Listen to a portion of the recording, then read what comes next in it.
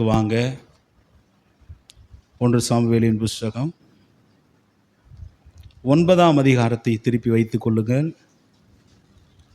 இன்னைக்கு அதிலிருந்து உங்களோடு கூட நான் பேச விரும்புகிறேன். அல்லேலூயா. இந்த 1 சாமுவேல் 9ஆம் அதிகாரத்தில் பார்த்தீங்கன்னா, இஸ்ரவேலினுடைய முதல் ராஜாவாகிய சவுல் என்பவரை வேதம் அறிமுகப்படுத்துகிறதை ராஜாவாக அப்பாயின்ட் பண்ணுறதை இந்த 9ஆம் அதிகாரத்தில் நம்மளால் பார்க்க முடியும். ஆமேன்னு சொல்லுங்க பார்க்கலாம். அல்லேலூயா. நான் போன வாரம் சொன்னேன், போன வாரத்தில் இஸ்ரவேல் ஜனங்கள், அதாவது ராஜா வேண்டும் என்று மற்ற ஜாதிகளைப் போல எங்களுக்கும் ஒரு ராஜா வேண்டும் என்று அவர்கள் கேட்டார்கள். அவங்க ஜனங்கள் ஏன் இஸ்ரவேல் ஜனங்கள் கேட்டார்கள் என்பது நமக்கு எல்லாம் தெரியும். ஆண்டவர் சாமுவேல் தீர்க்கதரிசியின் இடத்துல சொல்கிறாரு, இஸ்ரவேல் ஜனங்கள் அவங்க கேட்டது போல நீ அவர்களுக்கு ஒரு ராஜாவை ஏற்படுத்தி கொடு என்று சொன்னார். ஏன்னா நம்ம பைபிளில் 7ஆம் அதிகாரத்தில் பார்த்தோம், சாமுவேலுடைய பிள்ளைகள், சாமுவேலுக்கு வயசான போது சாமுவேலுடைய பிள்ளைகள் நியாயாதிபதிகளாக சாமுவேல் நியமிக்கிறார். ஆனால் அவனுடைய பிள்ளைகள் எப்படி இருந்தாங்க அப்படின்னா, பரிதானம் வாங்கி நியாயங்களை புரட்டி அவர்கள் அப்படி ரொம்ப தப்பாக வாழ்க்கை வாழ்ந்து கொண்டிருந்ததுனால, ஒரு நல்ல தலைமைத்துவம் இஸ்ரேல் தேசத்தை நடத்துவதற்கு ஒரு நல்ல நியாயாதிபதி இல்லாததுனால கொஞ்ச காலத்திலே சாமுவேலும் மரித்து போகிறார். ஏன்னா வயதாகி விட்டது, ஒரு சீக்கிரமாக மரித்து போவார். நம்ம வழி நடத்துவர்கள் அவங்களுக்கு சரியான ஒரு நியாயாதிபதி இல்லாததுனால, மற்ற ராஜாக்களைப் போல எங்களுக்கும் ஒரு ராஜா வேண்டும் என்று சாமுவேல் இடத்துல போய் என்ன செய்தாங்க, சொன்னதை குறித்து போன வாரத்தில் பார்த்தோம். ஆண்டவர் சாமுவேல் தீர்க்கதரிசி ரொம்ப துக்கப்பட்டார். ஆனால் ஆண்டவர் சொன்னார், என்ன தெரியுமா, சாமுவேலே, அவங்க உன்னை தள்ளவில்லை, நான் ஆளாதபடிக்கு யாரை தள்ளினார்கள், என்னை தள்ளினார்கள். ஆனாலும் ஒரு ராஜா இந்த உலகத்திலே அவன் ஆள வேண்டும் என்றால் உன்னுடைய அபிப்பிராயத்தை என்னென்ன அப்படிங்கிறத நீ சொல்லுன்னு சொல்லுகிறதை நம்ம அதை பார்த்து, அப்போது சாமுவேல் தீர்க்கதரிசி என்ன செய்கிறாரு, அந்த 8ஆம் அதிகாரத்தில் ஒரு ராஜாவாய் ஒரு தேசத்திலே அவன் ஆள வேண்டும் என்றால் உன்னுடைய வாலிப பிள்ளைகளே அவன் என்ன செய்வான், எடுத்து ரதங்களுக்கு முன்பதாக ஓட பண்ணுவான். உங்களுடைய வாலிபர்களை அநேகரை எடுத்து தன் வீட்டு வேலைக்காரர்களாக அவன் மாற்றுவான். உன்னுடைய வாலிபர்கள் அநேகரை எடுத்து அவர்கள் படைக்கு சோல்ஜராக மாற்றுவான். உன்னுடைய வீட்டில் இருக்கிற பிள்ளைகளை எல்லாம் அவன் எடுத்து, வாலிப பிள்ளைகளையெல்லாம் எடுத்து பரிமள செய்கிறவர்களாய் மாற்றி விடுவான். உன்னுடைய வயல் நிலத்திலிருந்து சில வரிகளை எல்லாம் அவன் வாங்கி கொண்டு தன்னுடைய ஊழியக்காரர்களுக்கு அவன் கொடுப்பான். இப்படி எல்லாம் அவன் சொன்ன போதும் கூட இஸ்ரவேல் ஜனங்கள் என்ன செய்யலை, கேட்காம எங்களை வழி நடத்தக்கூடிய, நாங்கள் ஒரு யுத்தம் வந்தால் எங்களுக்கு முன் செல்லக்கூடிய ஒரு நல்ல தளபதி, எங்களுக்கு ஒரு ராஜா வேண்டும் என்று இஸ்ரவேல் ஜனங்கள் அடம் பிடித்தார்கள். அதனால் ஆண்டவர் சொன்னார், அவங்க சொன்னதுபடி செய்கின்றார். ஆனால் பார்த்தீங்கன்னா இஸ்ரவேல் ஜனங்களுக்கு ஆதியிலிருந்தே ஒரு ராஜா இல்லவே இல்லை. அப்படிதான் மற்ற ஜனங்களுக்கெல்லாம் சுற்றி இருக்கிற ஜாதிகளுக்கு, பெலிஸ்தியர்களுக்கு ராஜா இருந்தார்கள், மோவாப்பியருக்கு ராஜா இருந்தார்கள், அம்மோனியர்களுக்கு ராஜா இருந்தார்கள். ஆனால் இஸ்ரவேல் ஜனங்களுக்கு மட்டும் என்ன இல்லை, ராஜா இல்லை. ஏன் ராஜா இல்லை அப்படின்னா, இஸ்ரவேல் ஜனங்களை முற்றிலுமாக யார் வழி நடத்தினது, தேவனே நேரடியாக ராஜாவாக இருந்து அவர்களை வழி நடத்தினார். அல்லேலூயா. பார்த்தீங்கன்னா ஒரு யுத்தம் வந்தபோது, யுத்தம் தேசத்திலே வருது அப்படின்னா அந்த யுத்தத்தை யார் செய்தார், கர்த்தர் தான் செய்தார். ஜனங்களெல்லாம் படையெடுத்து போய் யுத்தம் பண்ணுவார்கள். ஆனால் ஆண்டவர் சொன்னார், யாத்ராம புஸ்தகத்திலேயே சொல்லி வச்சிருக்கிறார், இந்த யுத்தம் யாருடையதல்ல, இந்த யுத்தம் கர்த்தருடையது. கர்த்தர் தான் ஜனங்களுக்காக யுத்தம் பண்ணினார். முன்ன பின்ன அவங்க எகிப்து தேசத்திலேருந்து வந்த புதிதெல்லாம் நீங்கள் பார்த்தீங்கன்னா அவங்களுக்கு யுத்தம் பண்ணவே தெரியாது. ஏன்னா 431 வருஷம் அடிமைகளாகவே இருந்தார்கள் அவர்கள். பின்னாடி வருகிற நாட்களிலே யுத்தம் பண்ணி யோசுவாவோடு கூட மோசையோடு கூட யுத்தம் பண்ணி பழகி விட்டார்கள். ஆனால் அந்த யுத்தத்தை நடத்தினவர் யார் தான் நடத்தினார், கர்த்தர் தான் நடத்தினார். ஒரு உடன்படிக்கை பெட்டி தான் அவங்களுக்கு முன்பதாக போகும். அந்த உடன்படிக்கை பெட்டி முன்பதாக போகும்போது சத்துருக்கள் எல்லாம் சிதறடிக்கப்பட்டு போனார்கள். அப்படிதான் இங்கே சாமுவேல் தீர்க்கதரிசியினுடைய காலத்திலும் நடந்தது.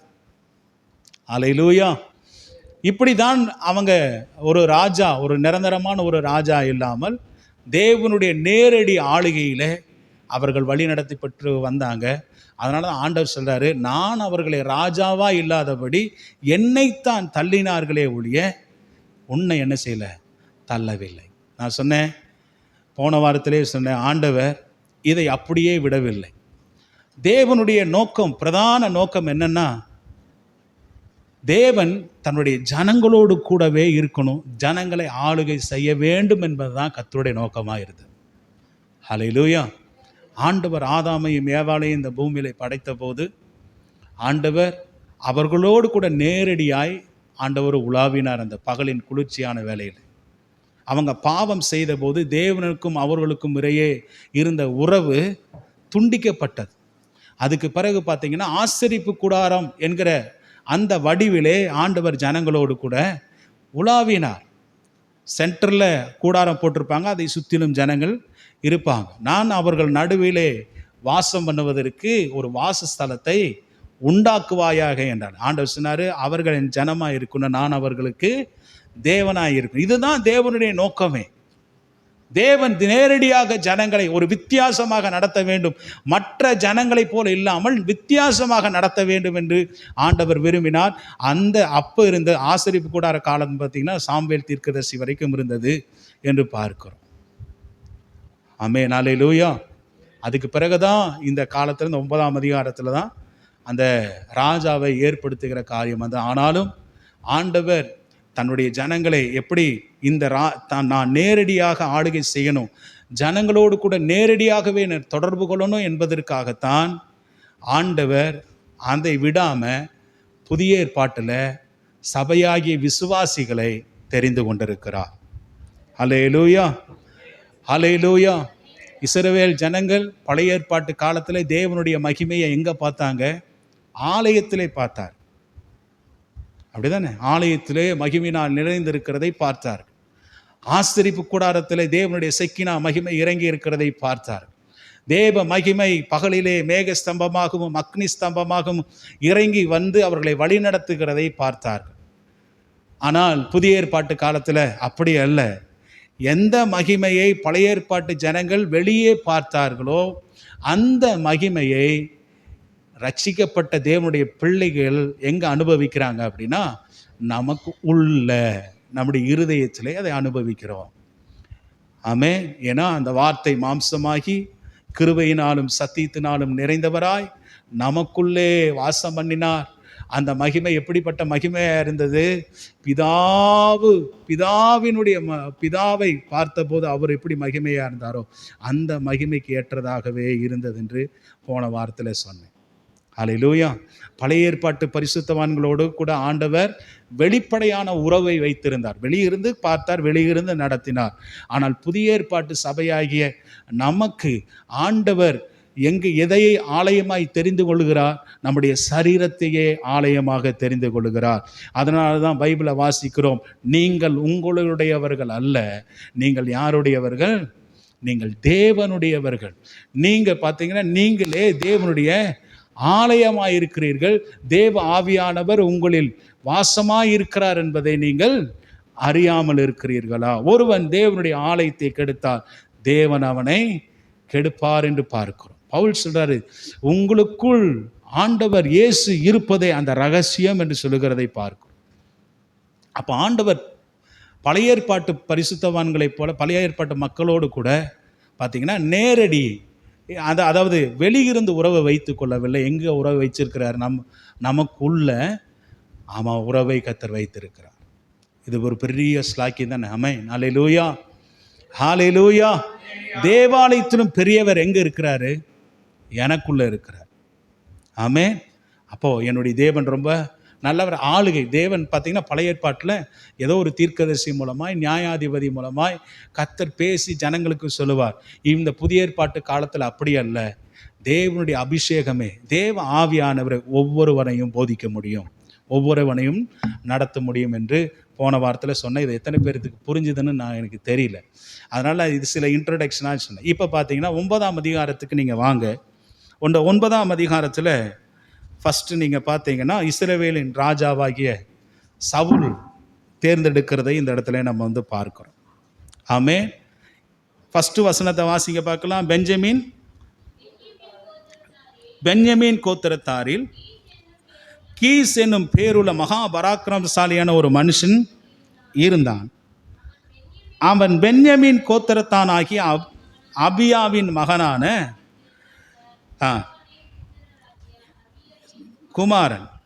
அவனுக்கு சவுல் என்னும் பேருள்ள சௌந்தரியமான வாலிபனாகிய ஒரு குமாரன் இருந்தான். இஸ்ரவேல் புத்திரில் அவனை பார்க்கிலும் சௌந்தரியவான் இல்லை. எல்லா ஜனங்களும் அவன் தோளுக்கு கீழாக அவன் உயரமுள்ளவனாய் இருந்தான். கீழாக இருக்கத்தக்கதாக உயரமுள்ளவனாய் இருந்தான் என்று இங்கே 9ஆம் அதிகாரத்தில் அவனை அறிமுகப்படுத்துகிறதை பார்க்கிறோம். ரொம்ப ஹைட்டாக இருப்பார் சவுல். பார்த்தீங்கன்னா எல்லா ஜனங்களும் அவனுடைய தோளுக்கு கீழே இருப்பார். ஒரு கோலியாத் மாதிரி வெயிட்டாக இருப்பார். நல்லா வாட்ட சாட்டமாக இருப்பார். பைபிளை வாசிக்கிறோம். இஸ்ரவேலில் எங்கேயும் அவனைப் போல சௌந்தரியவான் அழகுள்ளவன் ஒருவனும் இல்லை. அவங்க அப்பாவை குறித்து கீசை குறித்து வாசிக்கிறோம்.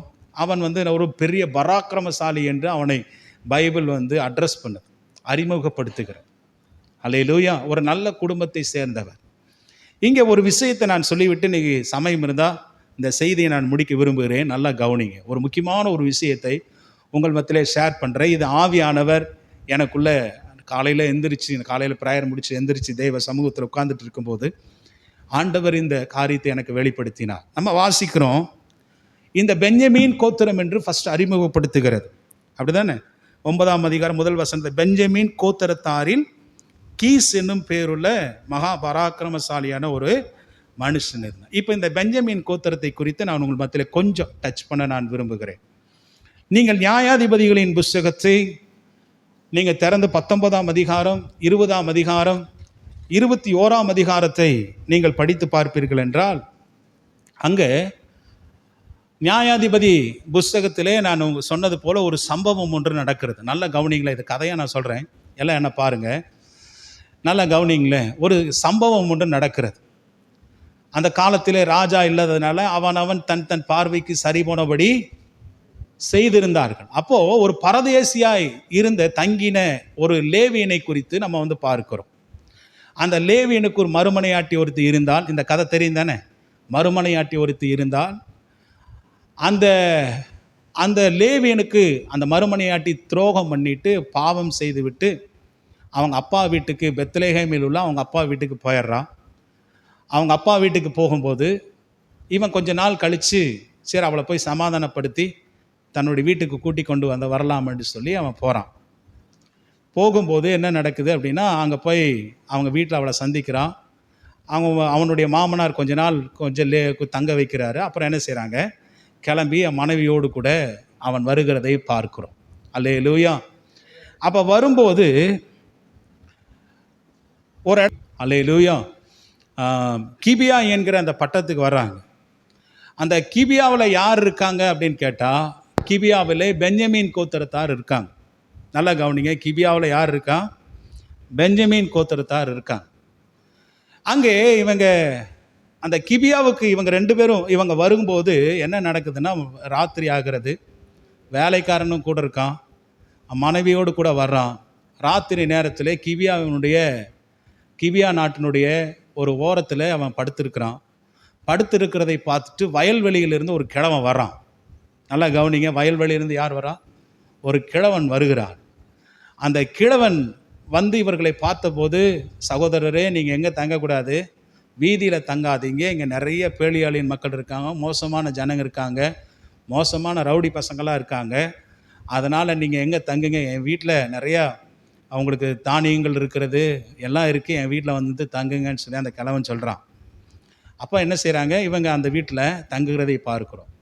அந்த இரவு நேரத்தில் தங்குகிறதை கேள்விப்பட்ட போது, நல்லா கவனிங்க, கேள்விப்பட்ட போது அங்கே அந்த பென்யமீன் கோத்திரத்தில் உள்ள பேலியாளின் சில பிள்ளைகள், வாலிப பசங்க அங்கே இருக்கவங்கெல்லாம் வீட்டில் இன்றைக்கி ஒருத்தன் தங்க வந்திருக்கானா, அவனை வெளியே அனுப்பிவிடு என்று சொல்லி கேட்குறான். சோதோம் கொமோரா பட்டணம் மாதிரியே ஒரு சம்பவம் நடக்கிறது.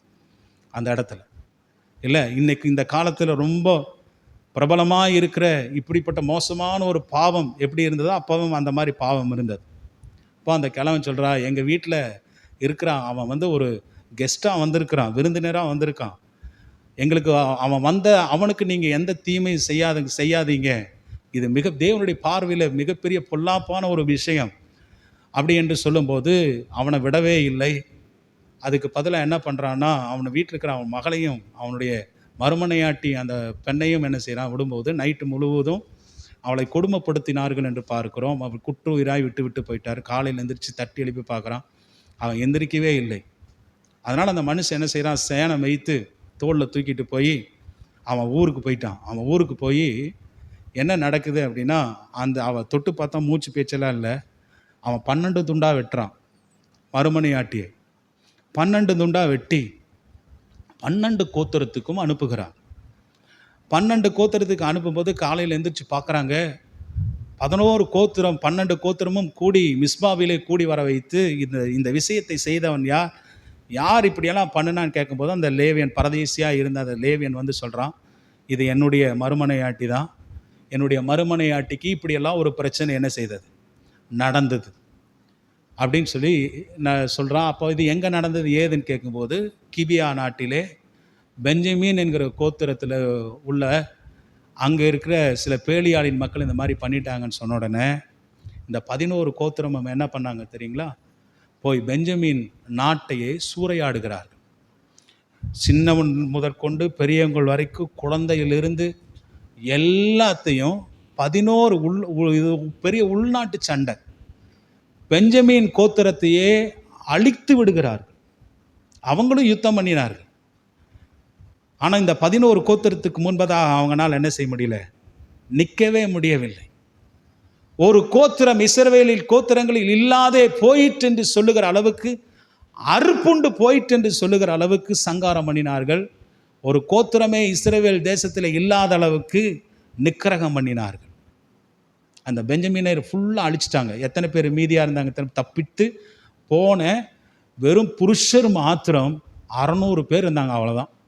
கிட்டத்தட்ட பல ஆயிரக்கணக்கான 50,000 60,000 70,000 இருந்த ஜனங்களை எல்லாம் கொன்று குவித்து விட்டார்கள். பெஞ்சமின் அழிந்து போய்விட்டது, அந்த அளவுக்கு போயிடுச்சு. அல்லேலூயா. அந்த வசனத்தை நீங்கள் வாசித்து பாருங்கள். 21ஆம் அதிகாரத்திலே நீங்கள் வாசிங்க பார்க்க. 21ஆம் அதிகாரம். இஸ்ரவேலர் மிஸ்பாவிலே இருக்கும்போது நம்மில் ஒருவனும் தன் குமாரத்தை பென்யமீனருக்கு விவாகம் பண்ணி கொடுப்பதில்லை என்றும் ஆணையிட்டிருந்தார்கள். இந்த சம்பவம் நடந்தபோது நல்லா கவனிங்களேன், அவன் போய் லேவியன் போய் சொல்லுகிற நேரத்தில் அந்த 11 கோத்திரமும் ஒரு தீர்மானம் பண்ணாங்க தேவ சமூகத்தில். என்னன்னா, பெஞ்சமின் கோத்திரத்துக்கு நம்மளிருந்து எந்த பெண்ணையும் என்ன செய்யக்கூடாது, கொடுக்கக்கூடாது, அவங்களையெல்லாம் அழித்து விட வேண்டும் அப்படின்னு பிளான் பண்ணாங்க. அதனால் இவங்க கொடுக்கவில்லை. இப்போ என்ன நடந்தது அப்படின்னா, வீட்டிற்கு போய் அங்கே தேவ சன்னதியில் சாயங்காலம் மட்டும் இருந்து சத்தமிட்டு மிகவும் அழுதார்கள் என்று பார்க்கிறோம். வாசிங்க அந்த 20ஆம் அதிகாரம் 46 47 வசனத்தை வாசிங்க. இவ்விதமாய் பென்யமீனியரில் அந்நாளில் விழுந்தவர்கள் எல்லாரும் 25,000 பேர், அவர்கள் எல்லாரும் பட்டயம் உருவுகிற பலவான்களாய் இருந்தார்கள். 47 வசனத்தை வாசிங்க. 600 பேர் திரும்பி கொண்டு ஓடி வனாந்தரத்தில் இருக்கிற ரிம்மோன் கண்மலைக்கு போய் ரிம்மோன் கண்மலையிலே 4 மாதம் இருந்தார்கள். எத்தனை பேர் தான் மீதியாக இருந்தாங்க? ஆயிரக்கணக்கான 50,000 ஜனங்களுக்கு மேலே இருந்தவங்க வெறும் 600 பேர், அது யுத்த வீரர்கள் என்ன செய்தாங்க, போய் ரிம்மோன் என்கிற அந்த கண்மலையில் ஒளிந்து கொண்டிருந்தார்கள். கீழ்க்கிற வசனத்தை வாசிங்க. இஸ்ரவேலரோ பென்யமீன் புத்திரர் மேல் திரும்பி பட்டணத்தில் மனுஷர் தொடங்கி மிருக ஜீவன்கள் மட்டும் கண்டவைகள் எல்லாவற்றையும் பட்டய கருகினாலே வெட்டி கண்ட பட்டணங்களையே எல்லாம் அக்கினியினாலே அவங்க சுட்டெறிதார். பட்டணத்தையும் கொளுத்தி விட்டார்கள். எதையெல்லாம் பார்த்தானோ, ஆடு மாடுகளை பார்த்து, சின்ன குழந்தைன்னு பார்க்கல, பெரியவங்கன்னு பார்க்கல, வாலிபர்களைன்னு பார்க்கல, பெண்களைன்னு பார்க்கல, அந்த பென்யமீன் நாட்டில் இருக்கிற எல்லாரையும் அவங்க என்ன செய்தாங்க, கொலை செய்து விட்டார்கள். அவங்க இதெல்லாம் பண்ணிட்டு தான் கடைசியில் யோசிக்கிறாங்க, ஓ பென்யமீன் நாட்டில் நம்முடைய கோத்திரத்தில் 12 கோத்திரத்தில் ஒரு கோத்திரம் அறுப்புண்டு போயிடுச்சே, என்று வேதனைப்படுகிறார்கள். கீழ்க்கிற வசனத்தை 3வது வசனத்தை வாசிங்க. 21ஆம் அதிகாரம் 3வது வசனத்தை வாசிங்க பார்க்கலாம். இஸ்ரவேலின் தேவனாகிய கர்த்தாவே, இன்று இஸ்ரவேலின் ஒரு கோத்திரம் குறைந்து போகத்தக்கதாக இஸ்ரவேலின் இந்த காரியம் நேரிட்டது என்ன. ஆனால் பார்த்தீங்கன்னா மொத்த பெஞ்சமின் மக்களும் அந்த மாதிரி பாவத்தை செய்யலை. யார் செய்தா? ஏதோ ஒரு கொஞ்சம் பேர் அந்த மாதிரி செய்ததுனால இவங்க பெஞ்சமின் கோத்திரத்தையே அழித்து விட்டார். கீழே அந்த வசனத்தை வாசி பாருங்க. 6வது வசனத்தை வாசிங்க பார்க்கலாம். இஸ்ரவேல் புத்திரர் தங்கள் கோத்திரராகிய பெஞ்சமினரை நினைத்து மனஸ்தாபப்பட்டு இன்று இஸ்ரவேலில் ஒரு கோத்திரம் அறுப்புண்டு போயிட்டு, ஒரு கோத்திரம் இல்லாமல் போயிடுச்சு. அந்த அளவுக்கு பெஞ்சமின் கோத்திரம் இல்லாமல் போயிடுச்சு. அப்போ என்ன செஞ்சாங்க தெரியுமா? ஜனங்கள் மனஸ்தாபப்பட்டு அவங்க சொன்னாங்க, இந்த விஷயத்துக்காக எவன் மிஸ்பாவிலே கூடி வராது இருக்கிறவன் எவன் என்று பார்த்து விசாரிங்கள் என்று சொல்லும்போது பார்த்தீங்கன்னா, அங்கே இருக்கிற யாபேசினுடைய அந்த குடும்பத்தாரில் உள்ளவங்க அங்கே வராததுனால அவங்கள போய் இவங்க என்ன செய்தாங்க? சங்கரித்து அவங்களுடைய பெண் பிள்ளைகளை எடுத்து யாருக்கு கொடுத்தாங்க? அந்த 600 பேருக்கும் கொடுத்தாங்க. அந்த 600 பேரும் 400 பெண் பிள்ளைகளை எடுத்து அங்கே கொடுத்தாங்க. மீதி 200 பேருக்கு பெண்கள் பத்தவில்லை. அப்போ என்ன செய்தாங்க? பண்டிகை நாட்களாக இருக்கிறபடினாலே அவங்க பெஞ்சமினரை குறித்து சொன்னாங்க, நீங்கள் போய் பதுகி இருந்து சீலோவிலே தேவனுடைய ஆலயத்துக்கு வருகிற பிள்ளைகளை எல்லாம் நீங்கள் என்ன செய் எடுத்துக்கொள்ளுங்கன்னு. அப்படி மற்ற 200 பேருக்கும் அந்த பெண்களை கொடுத்து அவங்க அப்படி 600 பேரும் திருமணம் பண்ணி, அதுக்கு பிறகு அவங்களுக்கு குழந்தை பிறந்து, அதுக்கு பிறகு என்ன செய்தாங்க? அந்த கோத்திரம் தலைத்து அப்படி என்ன செய்தது வந்தது. இப்படி சொல்லலாம், வறண்ட பூமியில் ஒரு துளிர்த்த மரம் போல இந்த பெஞ்சமின் அழிக்கப்பட்டுருச்சு. அந்த 600 பேர் 4 மாதமாக சாப்பிடாமல் இருக்கிறான். அவனும் செத்து போயிருப்பான். ஒரு இஸ்ரவேலில் ஒரு கோத்திரமே காணாமல் போயிருக்கும். இஸ்ரவேலில் ஒரு கோத்திரம் அறுப்புண்டு போயிருக்கும். ஆனால் அந்த கோத்திரத்தை கர்த்தர் என்ன செய்யலை? கைவிடவில்லை. பெஞ்சமினை குறித்து மோசே சொன்னார். என்ன சொன்னார் தெரியுமா? எனக்கு அவன் பிரியமானவன். உபாகமத்தின் புஸ்தகத்துக்கு என்னோடு கூட வாங்க. உபாகமத்தின் புஸ்தகம்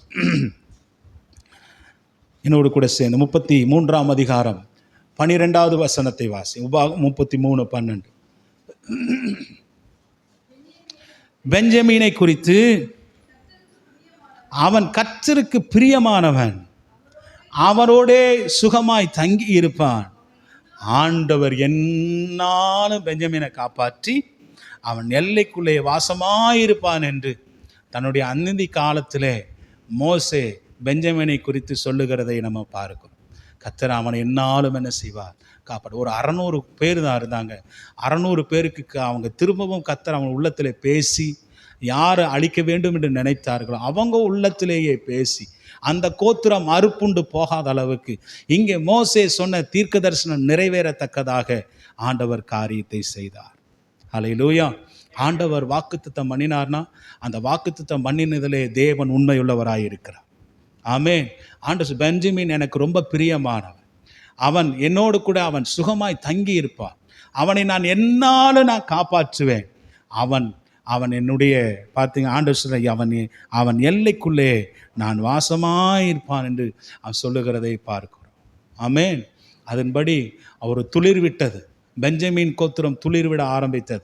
பெஞ்சமின் கோட்டை வளர்ந்த நிலத்திலே உள்ள ஒரு தண்ணி இல்லாத இடத்துல இருந்து வேர் பற்றி அதை பிடிக்க ஆரம்பித்தது. அதுக்கு பிறகு பார்த்தீங்கன்னா ஒரு பெரிய கூட்டமாக, ஒரு பெரிய கோத்திரமாக அந்த பெஞ்சமின் கோத்திரம் மாறினது. ஹல்லேலூயா. ஒரு சிறுமையிலிருந்து அவர்கள் எழுந்தவர்கள் தான் பெஞ்சமினர். இப்போ அதனால தான் இந்த பெஞ்சமினை குறித்து நான் ஒரு இன்ட்ரடக்ஷனான ஒரு காரியத்தை சொல்கிறேன். என்னென்னா, ஆண்டவர் அந்த பெஞ்சமின் கோத்திரத்திலிருந்து தான், அந்த தாழ்மையான அந்த கோத்திரத்திலிருந்து தான் கர்த்தர் இஸ்ரவேலுக்கு என்று ஒரு புதிய முதல் ராஜாவை ஆண்டவர் தேர்ந்தெடுத்தார். ஹல்லேலூயா. இப்போ உங்களுக்கு நான் சொல்கிறது புரிஞ்சுதா? இப்போ புரிஞ்சுதா? ஏன் அந்த பெஞ்சமின் கோத்திரத்தை குறித்து நான் சொன்னேன்னு புரிஞ்சுதா? மரியா அங்கே அன்னாள் பழைய ஏற்பாட்டின் காலத்தில் 1 சாமுவேல் 2ஆம் அதிகாரத்தில் பாடினது போல அவர் எளியவனை புழுதியிலிருந்து எடுத்து, ஆமென், குப்பையிலிருந்து எடுத்து அவனை ராஜாக்களோடும் அதிபதிகளோடும் கர்த்தர் உட்கார பண்ணுகிறார். 2ஆம் அதிகாரத்தில் வாசிங்க பார்க்கலாம், 8வது வசனத்தை வாசிக்கிறோம். அவர் சிறியவனை புழுதியிலிருந்து எடுத்து எளியவனை குப்பையிலிருந்து உயர்த்துகிறார். அவர்களை பிரபுக்களோடு உட்காரவும் மகிமையுள்ள சிங்காசனத்தை சுதந்தரிக்கவும் பண்ணுகிறார். பூமியின் அஸ்திபாரங்கள் கர்த்தருடையவைகள், அவரே அவைகளின் மேல் பூச்சக்கரத்தை உண்டாக்குகிறார். ஹல்லேலூயா. ஆண்டவர் ஒருத்தரையும் ஆண்டவருடைய வாக்குத்தத்தங்கள் பார்த்தீங்கன்னா சொல்லப்பட்டுச்சுன்னா அந்த வாக்குத்தத்தத்தை ஆண்டவர் நிறைவேற்றாமல் விட மாட்டார். பாருங்க, அந்த கோத்திரமே ஒரு இஸ்ரவேலிலே அந்த மேப்லேயே இல்லாத ஒரு சூழ்நிலை ஏற்பட்டு அறுப்புண்டு போயிடுச்சு. ஆண்டவர் ஒரு நாளும் அறுப்புண்டு போக உங்களை விட மாட்டார். ஹல்லேலூயா. இது நமக்கு கற்றுக் கொடுக்கிற பாடம் என்ன? ஆண்டவர் நம்மை ஒருபோதும் அறுப்புண்டு போக ஆண்டவரை விட மாட்டார், ஆண்டவர் கைவிட மாட்டார் என்பதை உங்களுக்கு காண்பிக்க. ஆண்டவர் ஒரு சிறிய ஒரு காரியமாக இருந்தாலும், ஒரு சிறிய கோத்திரமாக இருந்தாலும், 12 கோத்திரத்திலேயே இது கடைசி கோத்திரமாக இருந்தாலும், ஆனால் கர்த்தர் அந்த கோத்திரத்தை கர்த்தர் என்ன செய்யல? கர்த்தர் கைவிடவில்லை. அந்த கோத்திரத்திலிருந்து கர்த்தர் ராஜாவை ஆண்டவர் எழுப்பினார் என்று பார்க்கிறோம். அதுவும் இஸ்ரவேலினுடைய முதல் ராஜா அதிலிருந்து எழுந்தி வந்தார். ஹல்லேலூயா. நம்ம இவரை குறித்து பார்க்கிறோம். 2வது பார்த்தீங்கன்னா, புதிய ஏற்பாட்டின் காலத்தில் அப்போஸ்தலனாகிய பவுல் எந்த கோத்திரத்திலிருந்து வந்தார்? புதிய ஏற்பாட்டில் அப்போஸ்தலனாகிய பவுல் எந்த கோத்திரத்திலிருந்து வந்தார்? சொல்லுங்க. அவரும் எதிலிருந்து தான் வந்தார்? பெஞ்சமின் கோத்திரத்திலிருந்து தான் வந்தார்.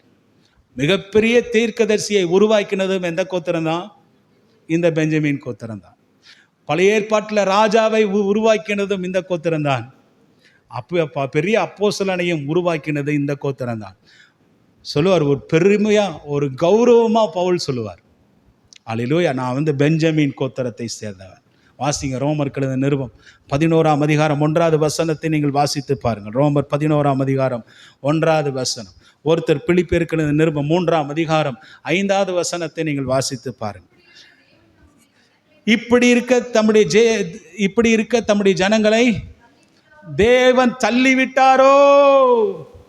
தேவன் தள்ளிவிட்டாரோ? இல்லையே. அவர் சொல்லுங்க, வாசிங்க. அவர் தள்ளிவிடவில்லையே. நானும் ஆபிரகாமின் சந்ததியும் பெஞ்சமின் கோத்திரத்திலிருந்து பிறந்த இஸ்ரவேலை நான் பெருமையா சொல்றார். அந்த கோத்திரத்தை குறித்து கர்த்தர் ஜனங்களை தள்ளிவிட்டாரா? தள்ளிவிடவில்லை. ஆமென். ஆண்டவர் தள்ளிவிடலை. ஆண்டவர் அந்த கோத்திரத்திலிருந்து தான் நான் வந்திருக்கிறேன், அந்த கோத்திரத்தில் இஸ்ரவேலன் நான் என்று சொல்லுகிறார். பாருங்க, அடுத்தது இன்னொரு வசனத்தை கூட நீங்கள் வாசி. பிலிப்பியர் 3ஆம் அதிகாரம் 5வது வசனத்தை வாசிங்க பார்க்கலாம். நான் 8ஆம் நாளில் விருத்த சேதனம் பண்ணப்பட்டவன், இஸ்ரவேல் வம்சத்தான். எப்படி பெருமையா சொல்றாரு பாருங்க. எப்படி அந்த கோத்திரத்தை குறித்து கௌரவமாய் சொல்ற. நான் பெஞ்சமின் கோத்திரத்தான், எபிரேயரில் பிறந்த எபிரேயன், நியாய பிரமாணத்தின்படி பரிசேயன் என்று அவர் சொல்லுகிறார். தன்னுடைய கோத்திரத்தை குறித்து பெருமை பாராட்டுகிறார். ஹல்லேலூயா. அந்த ஜனத்தை தள்ளவில்லை. தள்ளிவிட்டாரா? இல்லை. அந்த பெஞ்சமின் கோத்திரத்திலிருந்து நான் வந்தவன் என்பதை குறித்து அவன் சொல்லுகிறதை பார்க்கிறோம். ஆமென். இது ஒரு நல்ல கோத்திரம். இங்கே பாருங்கள், இப்போ நான் உள்ள சப்ஜெக்டுக்குள்ளே போகிறேன். ரொம்ப இன்ட்ரெஸ்டிங்காக இருக்கும். நீங்கள் எல்லோரும் கவனித்து பாருங்கள். நமக்கு சில ரகசியங்களை, சில தெரியாத சம்பவங்களை ஆண்டவர் எனக்கு கற்றுக் கொடுக்கத்தான் கர்த்தர் என்னை வச்சிருக்கிறார். என்னுடைய அழைப்பு என்னன்னா இதுதான். ஆமென். என்னுடைய அழைப்பு என்னது? இந்த மாதிரி ஒரு பகுத்தறிந்து நல்ல சொல்லக்கூடிய கர்த்தர் எனக்கு அந்த கிருபை தான் கர்த்தர் கொடுத்திருக்கிறார். அந்த கிருபையை நான் வீணாக்கவில்லை. அதனால் கர்த்தர் எனக்கு கற்றுக் கொடுத்ததை நான் சொல்லித்தரேன். ஒரு நாள் பார்த்திங்கன்னா, சவுல் ராஜாவினுடைய அப்பாவுடைய கழுதைகள் காணாமல் போயிடுச்சு. நான் நிறைய நாள் நானே பிரசங்கம் பண்ணியிருக்கேன். என்னென்னா கழுதைன்னு பிரசங்கம் பண்ணியிருக்கேன். நான் நினச்சேன் ஒரு கழுதை தான் காணாமல் போச்சுன்னு இவ்வளோ நாள் நினச்சிட்டு இருந்தேன். அப்போ பைபிளை நிறைய நல்லா பாலமாக படிக்கும்போது தான் தெரிஞ்சுது, சில கழுதைகள் ஆஸ் என்று இங்கிலீஷ் பைபிளை வாசிக்கிறோம். கொஞ்சம் கழுதைகள் காணாமல் போயிடுச்சு. அப்படின்னா அது வந்து கர்த்தர் காணாமல் பண்ணல, ஆண்டவர் அவங்களுடைய கண்களுக்கெல்லாம் மறைத்து வைத்தார். ஏனென்றால் இந்த இடத்துல தேவனுடைய செயல் ஒன்று நடக்க வேண்டும் என்பதற்காக ஆண்டவர் இவனை சவுலை ராஜாவாக மாற்ற வேண்டும் என்று தேவனுடைய பிரதான நோக்கமாக இருந்தபடினாலே ஆண்டவருடைய செயலை நம்மளால் என்ன செய்ய முடியல, புரிந்து கொள்ள முடியவில்லை. ஆண்டவர் தான் எல்லாருடைய கண்களுக்கும் கழுதையை மறைச்சு வச்சிட்டார், கழுதைகளை மறைத்து வைத்து விட்டார். சில கழுதைகள், நான் நினைக்கிற ஒரு கழுதை காணாமல் போயிருந்தா கூட அவனுக்கு கவலைப்பட்டிருக்க வேண்டிய ஒரு அவசியம் இல்லை. ஏதோ ஒரு மிருகம் அடித்து சாப்பிட்ருக்கலாம் அப்படின்னு விட்டு விடலாம். ஆனால் அவன் அப்படி இல்லை. சில கழுதைகள் காணாமல் போனதுனால தான் அவனை அனுப்பி, அதாவது சவுலை அனுப்பி, அவனோடு கூட சேர்ந்து ஒரு வேலைக்காரனை அனுப்பி போய் கழுதையை கண்டுபிடிச்சு கொண்டு வான்னு சொல்லி 2 பேரையும் அனுப்புகிறாங்க. இவன் காடு மேடெல்லாம் போய் அலைஞ்சு திரிஞ்சு பார்த்தா கழுதைகளை கண்டுபிடிக்க முடியவில்லை. சவுல் சொல்கிறாரு, இந்த மாதிரி நம்ம வந்து ரொம்ப நேரம் ஆச்சு, ரொம்ப நாளும் ஆயிடுச்சு, இரவாயிடுச்சு, பகலாயிடுச்சு, எல்லாம் நாளும் ஆயிடுச்சு, கழுதை நம்மளால் கண்டுபிடிக்க முடியல. கழுதைக்காக கவலைப்படுகிற அப்பா நமக்காக என்ன செய்வார்? இப்போ கவலைப்பட வேண்டிய ஒரு சூழ்நிலை அவருக்கு உருவாயிரும். அதனால் வீட்டுக்கு போயிடலாம் அப்படின்னு திரும்பும்போது வேலைக்காரன் ஒரு ஐடியா கொடுக்குறேன். என்னென்னா, நம்ம இவ்வளோ தூரம் வந்துட்டோம், பக்கத்தில் தான் ராமான்னு ஒரு பட்டணம் இருக்குது, அந்த பட்டணத்தில் ஒரு தீர்க்கதரிசி இருக்கிறாரு. முன்னாடி காலத்தில் அவருக்கு பேர் ஞான திருஷ்டிக்காரன்னு சொல்லுவாங்க. இப்போ அவர் பேர் ஒரு தீர்க்கதரிசியாக இருக்கிறாரு. அந்த தீர்க்கதரிசியின் இடத்துல போனால் அந்த தீர்க்கதரிசி நம்ம கழுதை எங்கே இருக்குதுன்னு அவர் கண்டுபிடிச்சி கொடுத்துருவாரு அப்படின்னு வேலைக்காரன் சொல்கிறான்.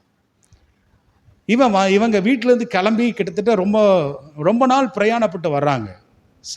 சவுல் சொல்கிறாரு என்னென்னா, வேலைக்காரனை பார்த்து, அப்படி அந்த மனுஷனை பார்க்க போனால் நம்ம இடத்துல ஒன்றுமே இல்லை, நம்ம இடத்துல ஒன்றுமே இல்லை. அவரை பார்க்க ஒரு ஊழியக்காரனை போய் பார்க்க போகிறோம், ஒரு தீர்க்கதரிசியை பார்க்க போகிறோம், நம்ம இடத்துல ஒன்றுமே இல்லை. அப்போ அந்த வேலைக்காரன் சொல்கிறான், இல்லை, நம்ம வந்து தின்பண்டங்களையெல்லாம் சாப்பிட்டோம், அதனால் நம்ம இடத்துல ஒன்றும் இல்லை. ஆனால் நீர் கொடுத்ததில் ஒரு 1/4 சேக்கல் ஒரு வெள்ளி ஏன்னா கையில் வச்சிருக்கிறேன், அதை நம்ம இருக்கிறதை கொண்டு போய் யாரை பார்க்கலாம்? தீர்க்கதரிசியை பார்த்துட்டு வரலாம் அப்படின்னு சொல்கிறார்.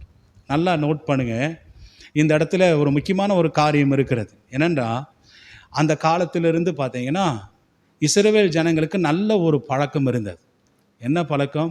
ஒரு தீர்க்கதரிசியை பார்க்க போனாலோ, ஒரு ஆசாரியனை பார்க்க போனாலோ, அவங்க வெறும் கையாக எங்கே போக மாட்டாங்க?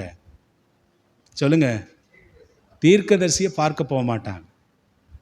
எம்டி ஹேண்டோட ஏதாவது அவருக்கு எது சின்னதோ பெருசோ ஏதோ பழமோ ஏதோ ஒரு சின்ன காணிக்கையோ கொடுத்துட்டு தான் அவர் என்ன செய்வாங்க? பார்க்க போகிறது அவங்களுடைய வழக்கமாய் இருந்தது. இது அவங்களுடைய ஃபாலோ பண்ணாங்க. ஏனென்றால் நம்ம வந்து கிதியோனை குறித்து பார்த்தோம். நீ தேவனானால் நான் கொடுக்குற பலியை நீங்கள் என்ன செய்யணும்?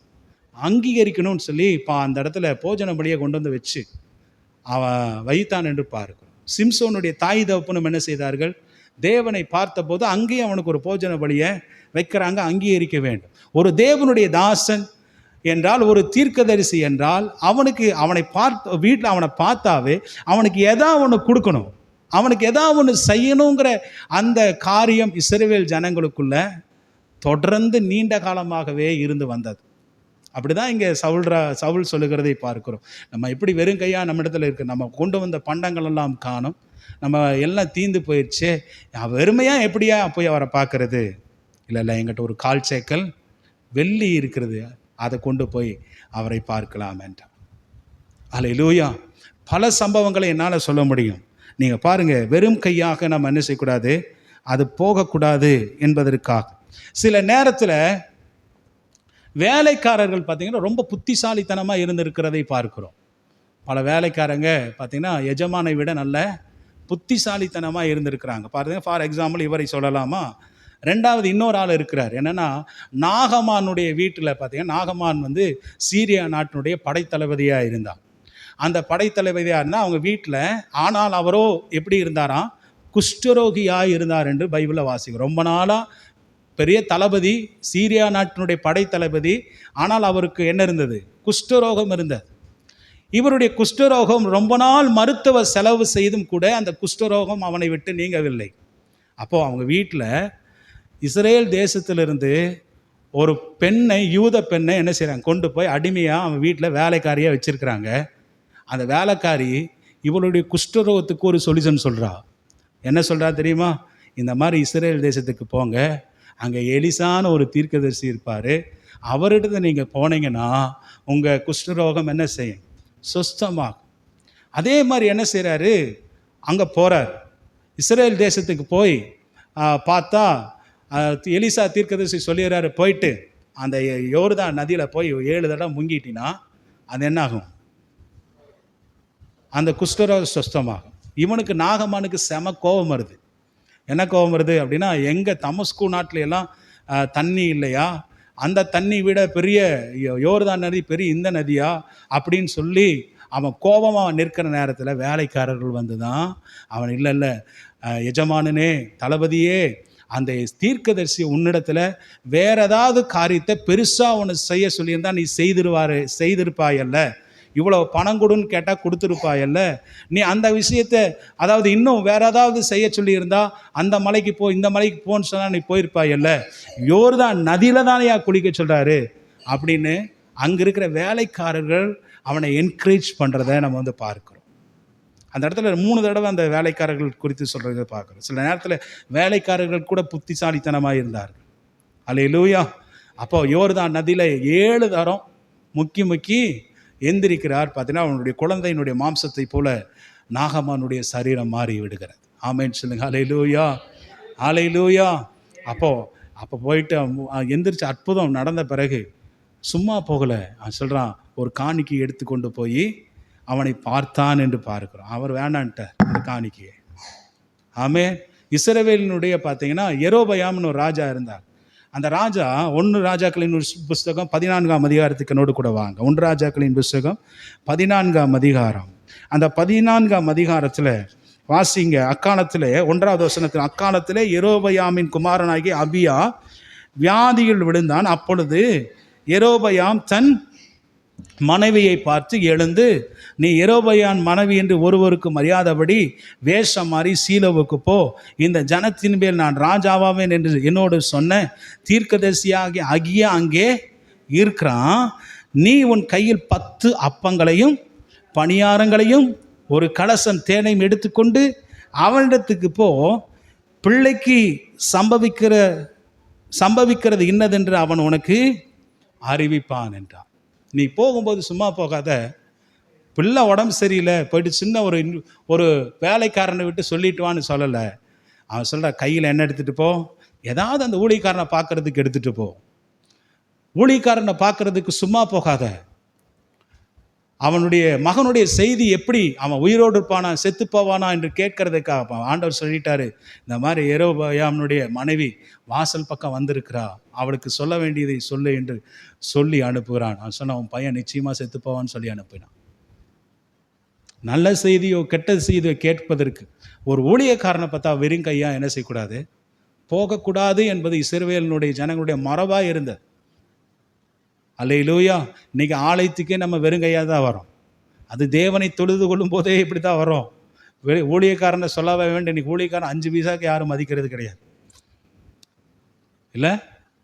அப்படி காலம் மாறி போயிடுச்சு.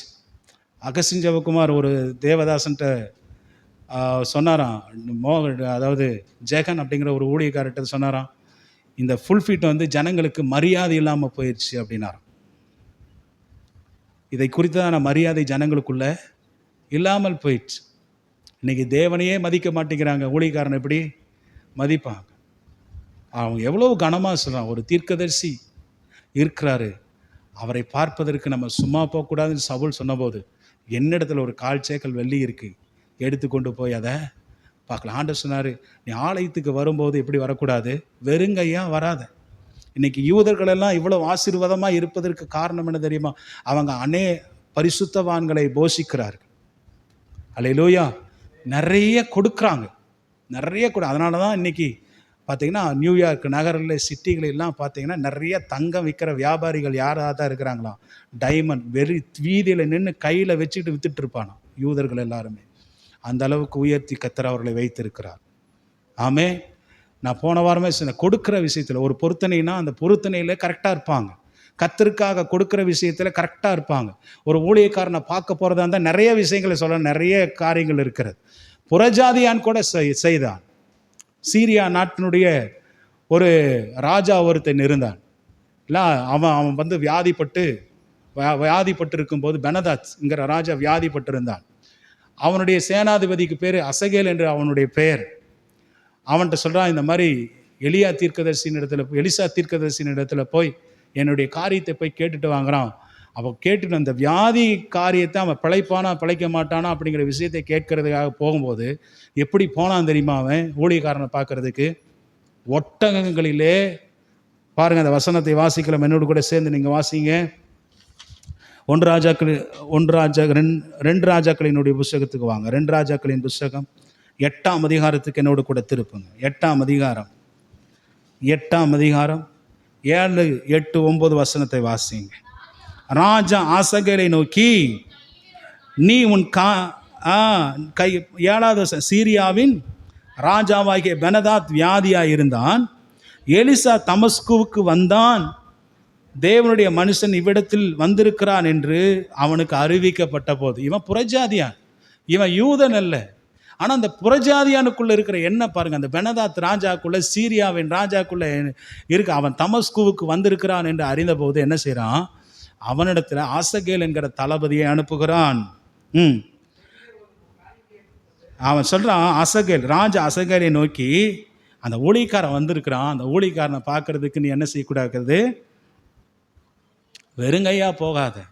அந்த ஊழியக்காரன், நீ உன் கையிலே ஒரு காணிக்கையை எடுத்துக்கொண்டு தேவனுடைய மனுஷனுக்கு எதிர்கொண்டு போய், நான் இந்த வியாதி நீங்க பிழைப்பேனோ என்று அவனை கொண்டு கர்த்தரிடத்தில் விசாரிக்க சொன்னான்.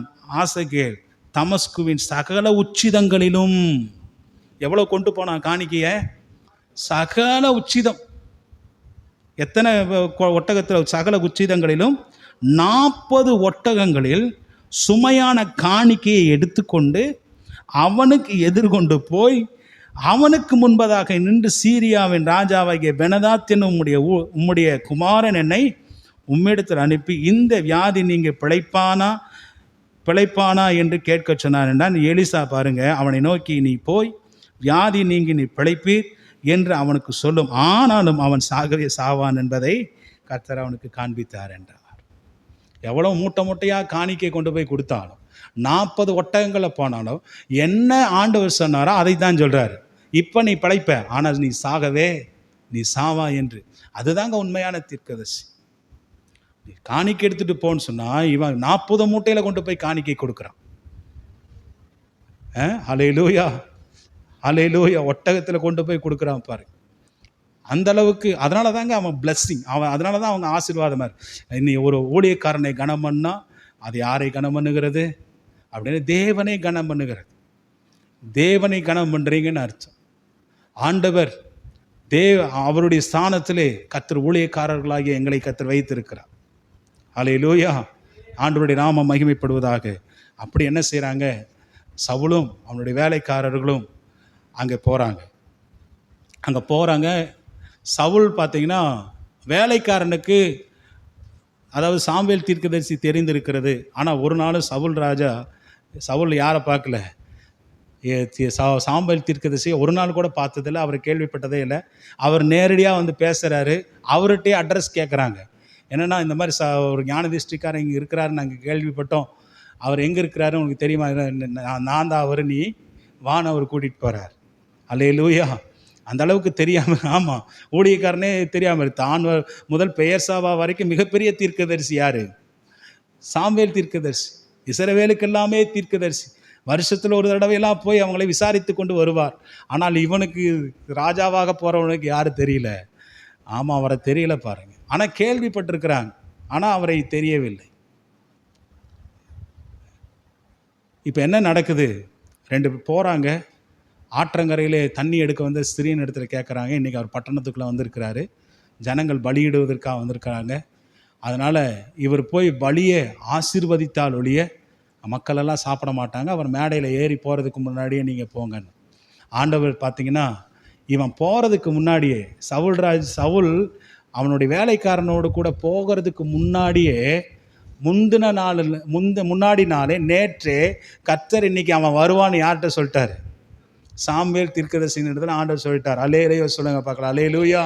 இன்னைக்கு ஆண்டவர் சொன்னார், ஒருத்தன் கழுதையை தேடிட்டு எங்கே வருவான், அங்கே உன்னுடைய இடத்துக்கு வருவான். அவனா வரல, அவனை யார் கொண்டு வந்தது? நான் தான் கொண்டு வந்தேன். அவன் பெஞ்சமின் கோத்திரத்தான், அவன் கீசினுடைய குமாரன். ஆண்டவர் தெளிவாக அட்ரஸ் பண்ணுறார், தெளிவாக அட்ரஸ் சொல்கிறார். அவன் வருவான். அவனை பிடிச்சி, நீ இஸ்ரவேலின் இந்த ஜனங்கள் ராஜா வேண்டும் என்று கேட்டார்களே, அந்த மனுஷனை பிடிச்சி நீ என்ன செய்ய, அபிஷேகம் பண்ணு என்று ஆண்டவர் அவனை குறித்து சொல்லுகிறார். ஒரு நாள் வர்றதுக்கு முன்னாடியே ஆண்டவர் என்னிடத்தில் உன்னை குறித்து சொல்லிட்டார், அவனுக்கு தெரியும். ஹல்லேலூயா. ஆண்டவர் ஆமோஸ் தீர்க்கதரிசி புத்தகத்தில் ஒரு வசனத்தை இப்படி வாசிக்கிறோம். 3ஆம் அதிகாரம் 7வது வசனத்தை நீங்கள் படித்து பாருங்க. கர்த்தராகிய ஆண்டவர் தீர்க்கதரிசிகளாகிய ஊழியக்காரருக்கு தமது ரகசியத்தை வெளிப்படுத்தாமல் ஒரு காரியத்தையும் கர்த்தர் செய்ய மாட்டார். ஆமே. ஊழியக்காரனுக்கு எதையும் மறைக்கவும் கர்த்தர் மாட்டார். இவன் வருவான் என்பதை கர்த்தர் எப்போ சொல்லிடுறாரு? முன்னாடியே கர்த்தர் சொல்லிடுறார் பாருங்க. ஆண்டவருடைய நாமம் மகிமைப்படட்டும், ஆண்டவருடைய நாமம் மகிமைப்படட்டும். ஹல்லேலூயா. எந்த ரகசியமே ஆண்டவர் வைக்க மாட்டார். ரகசியத்தை எல்லாம் ஊழியக்காரனுக்கு ஆண்டவர் சொல்கிறாரு. இப்படி ஆண்டவர் சவுல் வருவதற்கு முன்பதாகவே, வேலைக்காரனோடு கூட இந்த மாதிரி கழுதை தேடிக்கொண்டு வருவதற்கு முன்பதாக, அவனுடைய பிரச்சனை என்ன, அவனுடைய தேவை என்ன, அவன் எதுக்காக வந்திருக்கிறான் அப்படிங்கிறத ஆண்டவர் தீர்க்கதரிசிக்கு கர்த்தர் வெளிப்படுத்துகிறார். ஆண்டவருடைய நாமமே அதாங்க தீர்க்கதரிசி. ஹல்லேலூயா. வர்றாரு, இவங்க 2 பேர் வர்றாங்க. அவன் சொல்கிறான், இன்றைக்கி நீங்கள் என்னோடு கூட போஜனம் பண்ண போகிறீங்க, நீங்கள் வர்றதை குறித்து ஆண்டவர் ஏற்கனவே சொல்லிவிட்டார் அப்படின்னு சாமுவேல் மனசில் வச்சுட்டு பலி விருந்துக்கு அவர்களை அழைத்தார். அழைத்த போது அவர் ஜெபம் பண்ணி பலி ஷேர் பண்ணுறாரு, எல்லாம் சாப்பிட்றாங்க. இவன் வருவான் என்று தெரிஞ்சுமே ஒரு பங்கை அவன் எடுத்து வைத்திருந்தான் என்று பார்க்கிறோம். ஆமென். ஹல்லேலூயா. ஒரு பங்கை எடுத்து வைத்திருக்கிறான். இவங்க கூடாத ஒரு இடத்துக்கு போகிறாங்க.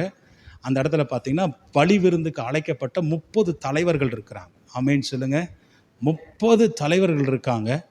இந்த 30 தலைவர்களிலே பார்த்திங்கன்னா முதன்மையான என்ன இடமோ அந்த இடத்துல கொண்டு போய் சவுலை சாமுவேல் தீர்க்கதரிசி வைக்கிறான். ஆமென் சொல்லுங்க. ஹல்லேலூயா. 30 பேர் லீடர், பெரிய தலைகள், அவங்களுக்கெல்லாம் மேலே கொண்டு போய் முதன்மையான ஸ்தானத்தை அவனுக்கு கொடுத்து அவனை வைக்கிறான் என்று பார்க்கும். பாருங்க, சாமுவேல் எவ்வளோ ஒரு நல்ல மனுஷன். அந்த தீர்க்கதரிசி கர்த்தருக்கு எப்படி உண்மையாக இருந்தார் என்று பாருங்க. மற்ற நானாக இருந்தேன்னு வச்சுங்களேன், நான் என்ன நினைப்பேன், இவன் என்னுடைய போஸ்டிங்குக்கே இவன் என்ன செஞ்சிட்டான் சொல்லுங்க, ஆப்பு வைக்கிறான். அவனை ஒரு மாதிரி பார்ப்போம் நம்ம, அவன் நடத்துகிறதையே நம்ம என்ன செய்வோம், அவன் ஒரு மாதிரி ட்ரீட் பண்ணுவோம். ஏன், இந்த சவுல் ராஜா கூட பார்த்தீங்கன்னா, இவர் ராஜாவாக இருந்தபோது தாவீது போய் கோலியாத்தை கொண்டுட்டு வந்தார்ல, கொண்டுட்டு வந்தபோது ஜனங்கள் இவனுக்கு சவுல் ராஜாவுக்கு 1000 என்றும் தாவீதுக்கு 10000 என்று பாடினார்கள். பாடும்போது அன்றையிலிருந்து அவனை ஒரு காய் விகாரமாய் பார்த்தான் என்று சவுல் ராஜாவை குறித்து அன்னையிலிருந்து இவனை பழி வாங்க துடிச்சாங்க. சவுல் ராஜா மரிக்கிற வரைக்கும் துடிச்சார். அவருக்கே அப்படி இருந்தது. ஆனால் தன்னுடைய போஸ்டிங்க்கு, தன்னுடைய பதவியை விட உயர்ந்த ஒரு ஸ்தானத்துக்கு ஒரு ராஜாவாய் வர வேண்டிய அவனை ஒரு கீழ்த்தரமாக ட்ரீட் பண்ணாமல், ஒரு எந்த விதமான ஒரு உள்நோக்கம் இல்லாமல், எந்த விதமான ஒரு இன்ஃபீரியாரிட்டி காம்ப்ளெக்ஸ் இல்லாமல், ஆண்டவர் அவனை ராஜாவாக்க வேண்டும் என்கிற அந்த நோக்கத்தை மனதில் வைத்து ஆண்டவருக்கு கீழ்ப்படிந்து அவன் மேலே எந்த விதமான பொறாமப்படாமல் அவனை முதன்மையான ஸ்தானத்திலே கொண்டு போய் வைக்கிறான். ஹல்லேலூயா. அதாங்க நல்ல தீர்க்கதரிசி.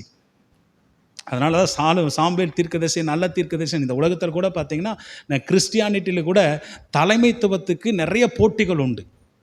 நம்மளை விட ஒருத்தனை வரக்கூடாதுன்னு அந்த சேரையே பிடிச்சிட்டு இருக்கிற ஆட்கள் எல்லாம் நிறைய இருக்கிறாங்க.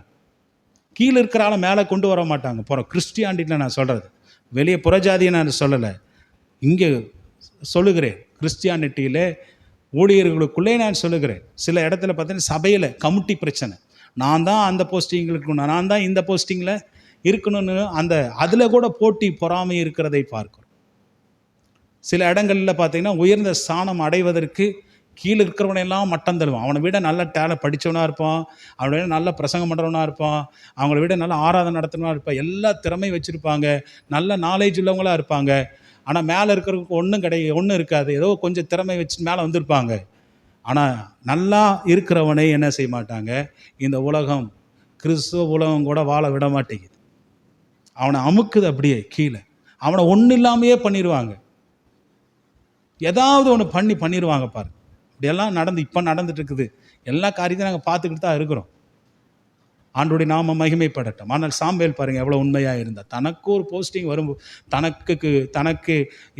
தனக்கு மேலே ஒருத்தர் வரப்போகிறான், தன்னுடைய காரியத்துக்கு இன்னொருத்தர் வரப்போகிறான் என்று தெரிந்த போதும் ஆண்டவருக்கு பயந்து அவனை மதித்து, சவுல் ராஜா ஒரு சின்ன ஒரு கோத்திரத்திலிருந்து வந்தவன் என்று கூட அறிந்த போதும் கூட அவன் வாயில திறந்தே சவுல் சொல்கிறாரு, என்னென்னா, நான் பெஞ்சமின் கோத்திரத்திலேருந்து வந்திருக்கிறேன், எல்லா கோத்திரத்திலையும் என்னுடைய கோத்திர சின்ன குடும்பம், இது எப்படி எனக்கு பாசிபிள் ஆகும், இது எப்படி சாத்தியமாக, நான் வேண்டாம், வேற யாராவது என்ன செய்யுங்க அப்படின்னு சொல்லியிருக்க வேண்டும். ஆனால் இல்லை, அவனை கூட்டிகிட்டு போய் முதன்மையான இடத்துல, பெரும் தலைகள் உள்ள முதன்மையான மூப்பர்கள் இருந்த இடத்துல, அவங்களுக்கு மேலே முதல் ஸ்தானத்திலேயே அவனை நிறுத்தினான் என்று பார்க்கிறோம். அல்லேலூயா. ஆண்டவருடைய செய்கைகளாக சில நேரத்தில் பாருங்கள், கழுதை தேடி போனவனுக்கு ராஜ ப்ரமோஷன். அல்லேலூயா. கழுதையை தேடி போனவனுக்கு கர்த்தர் உயர்ந்த இடத்தை கர்த்தர் தர. அதனால தான் அந்த வசனத்தை வார்த்தை, சின்னவனை சிறியவனை புழுதியிலிருந்து எடுத்து, குப்பையிலிருந்து எடுத்து, ஆண்டவர் அவனை ராஜாக்களோடும் அதிபதிகளோடும் சிங்காசனத்திலே கர்த்தர் உயர்த்தி. ஒரு காலத்திலே இந்த பெஞ்சமின் கோத்திரமே 12 கோத்திரத்தில் இல்லாதபடி அறுப்புண்டு போக வேண்டிய ஒரு நிலைமை ஏற்பட்டது.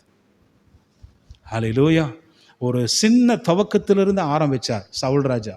சின்ன ஒரு காரியம், ராஜாவாகிறதுக்கு முன்னாடி எளிய ஒரு மனிதன், கனவுல கூட நினச்சிருக்க மாட்டார், நம்ம இஸ்ரவேல் தேசத்தில் மிகப்பெரிய ஒரு ராஜாவாய் வரப்போகிறோம் என்று கனவுல கூட நினைத்திருக்க மாட்டார். ஹல்லேலூயா. ஒன்று தெரியுமா, அடுத்த வாரத்தில் இதை குறித்து நான் சொல்கிறேன் பாருங்கள். சாமுவேல் தீர்க்கதரிசி அவன் வீட்டுக்கு போகிறாரு, இந்த மாதிரி நீ ராஜாவா வான்னு சொல்லி அழைக்கிறதுக்காக அவன் போகும்போது, இவன் எங்கிருந்தார் தெரியுமா, போய் காட்டுக்குள்ளே போய் ஒளிஞ்சுக்கிட்டார். இவர் எங்கே போயிட்டாரு, காட்டுக்குள்ளே போய் ஒளிஞ்சிக்கிட்டார். அப்போது இவர் அங்கே இருக்கிறார், போய் தீர்க்கதரிசிக்கு சொல்லவே வேணும், அவங்க எங்கே இருக்கிறார், அவனை போய் கூட்டிகிட்டான்னு பிடிச்சி இழுத்துட்டு வர்றாங்க. அப்படியெல்லாம் ஒரு பயந்த சுபாவம் அல்லவர். ஹல்லேலூயா. ஒன்று சொல்லட்டான், ஆண்டவர் ஒரு மனுஷனை உயர்த்த வேண்டும் என்று நினைச்சாருமா, ஹல்லேலூயா, எப்பேற்பட்ட கொம்பை நமக்கு எதிராக நின்னாலும், ஆமே, எவ்வளோ பெரிய சத்துரு நமக்கு விரோதமாக நின்னாலும் அதெல்லாம் ஒன்றுமே பழிக்காது. கர்த்தர் நம்ம உயர்த்தியே ஆவார். ஹல்லேலூயா. ஒரு மனுஷனை கர்த்தர் ஆசீர்வதிக்க வேண்டும் என்று நினைச்சார்னா, ஆண்டவர் முடிவெடுத்துட்டார், இவன் தான் ராஜாவாகணும்னு நினைச்சார்னா, அது எவனாலையும் என்ன செய்ய முடியாது, தடுத்து நிறுத்த முடியவே முடியாது. ஹல்லேலூயா. அதே போல் நம்ம சபை இப்போ ஒரு ஸ்மால் பிகினிங், ஒரு எளிமையான ஒரு ஆரம்பத்தில் தான் நம்ம இருக்கிறது. நம்ம கர்த்தர் நிச்சயமாக அறுப்புண்டு போக விட மாட்டார். அல்லேலூயா. நான் இதை படிக்கும்போது கர்த்தர் எனக்கும் தான் பேசினார், அறுப்புண்டு போக கர்த்தர் விட மாட்டார். நம்ம கொஞ்சம் பேராக இருக்கலாம், நம்ம கர்த்தர் பழுகி பெருகி ஆண்டவர் பூமியை நிரப்பத்தக்கதான ஆசீர்வாதத்தை கர்த்தர் நமக்கு தருவார், உங்களுக்கும் கர்த்தர் தருவார். நீங்களும் அறுப்புண்டு போக மாட்டீங்க. அல்லேலூயா. ஆண்டவர் உங்களை திக்கற்ற, ஆண்டவர் சொல்ற, ஆண்டவருடைய வாக்கு தத்தங்களெல்லாம் பாருங்க, ஆண்டவர் உங்களை திக்கற்றவர்களாய் கர்த்தர் விட மாட்டார். ஆமென். நிச்சயமாய் கர்த்தர் திக்கற்றவர்களாய் விட மாட்டார். கர்த்தர் ஒருபோதும் நம்மை கைவிட மாட்டார். பெஞ்சமீனை குறித்து தீர்க்கதரிசனம் சொன்னார், அவன் கர்த்தருக்கு பிரியமானவன், கர்த்தர் அவனை என்னாலும் காப்பாற்றி அவன் எல்லைக்குள்ளே கர்த்தர் வாசமாயிருப்பான் என்று ஆண்டவர் அவனை குறித்து சொன்னார் என்று பார்க்கிறோம். ஒரு ஸ்மால் பிகினிங், அந்த கோத்திரமே அழிந்து போச்சு.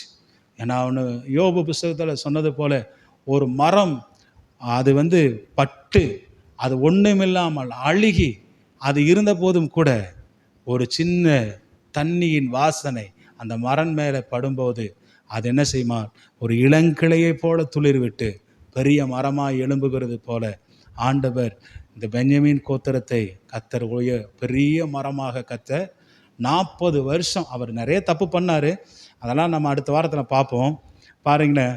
ஆனாலும் கர்த்தர் 40 வருஷம் அந்த இஸ்ரவேல் தேசத்தை ஆளும்படியாய் கர்த்தர் அவனுக்கு கிருபை செய்தார். ஹல்லேலூயா, ஹல்லேலூயா. அதே போல் கர்த்தர் நமக்கும் கர்த்தர் கிருபை செய்வாருங்க. ஒரு ஸ்மால் பிகினிங்கில் நம்ம இருக்கலாம், ஒரு சின்ன ஒரு ஆரம்பத்தில் நம்ம இருக்கலாம். ஆண்டவர் சொல்கிறாரு, ஒரு ஆலமரம் போல ஆண்டவர் நம்மை வளரச் செய்வார், நம்முடைய நிழலிலே அநேகர் கலிகூற கர்த்தர் கிருபை செய்வார். ஆமென். கர்த்தர் தாமே நம்மை ஆசீர்வதிப்பாராக. நம்ம எல்லாரும் கண்களை மூடி நம்ம ஜெபிக்கலாம்.